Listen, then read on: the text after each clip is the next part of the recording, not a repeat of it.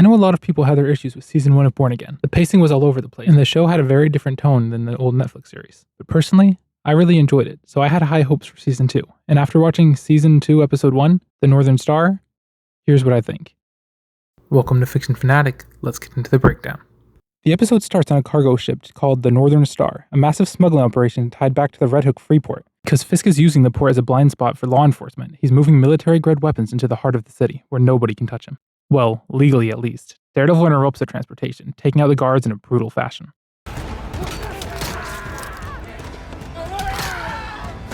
As he emerges from the shadows, we finally see the glorious new suit, complete with those long-awaited double Ds.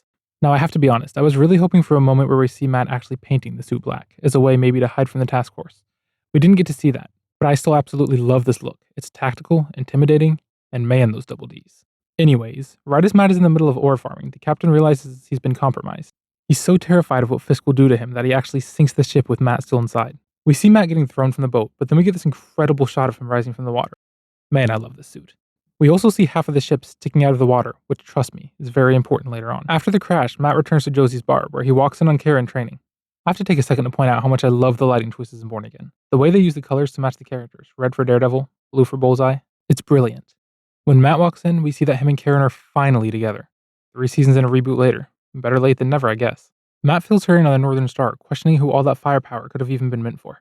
Karen responds, "You know who could find out." And Matt tells Karen to give her a call, which is clearly a reference to Jessica Jones, who we already know is showing up later this season thanks to the trailers. We cut to Wilson Fisk arriving at the wreckage. He's informed that the Northern Star is completely blocking the entrances to the port, meaning nothing is getting in or out until it's cleared. Instead of taking the hit, Fisk immediately flips the narrative, declaring the wreck as a terrorist attack by Daredevil, which is a way for him to try to turn the city even more against vigilantes. Fisk then orders Buck to find the missing captain and the first mate. He's not doing this out of the kindness of his heart.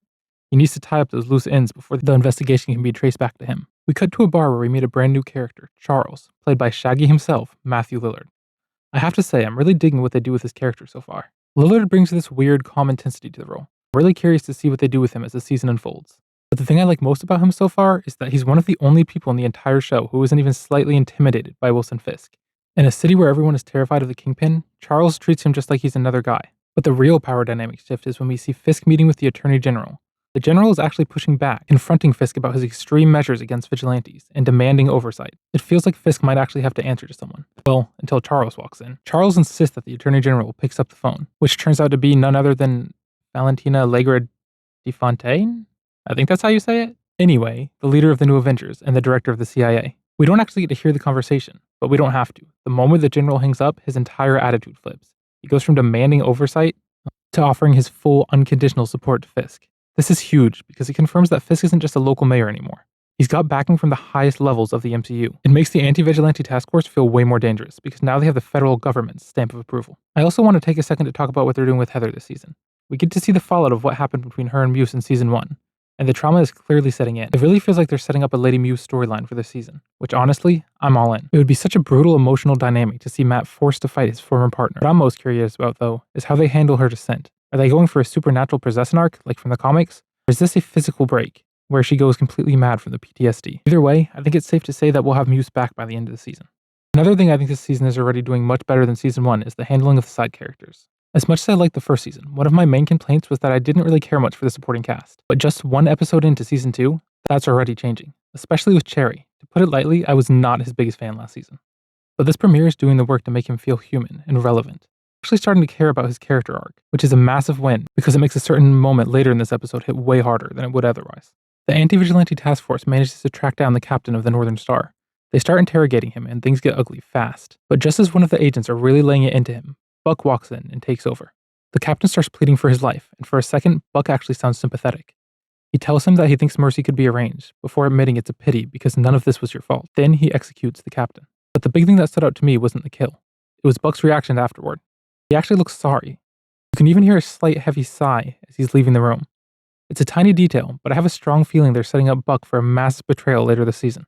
He's clearly not a mindless goon for Fisk, and his conscience is going to be a big problem for Kingpin later down the line. Now let's get into my favorite part of the episode, the ending. The anti-vigilante task force tracks down Cherry at his house and demands entry. Cherry stands his ground, refusing to let them in, but they bust in anyway and start torturing him, demanding to know why he's digging into the Northern Star. Cherry doesn't break. And just as an agent is about to pull the trigger, Daredevil's billy club slams him right in the head.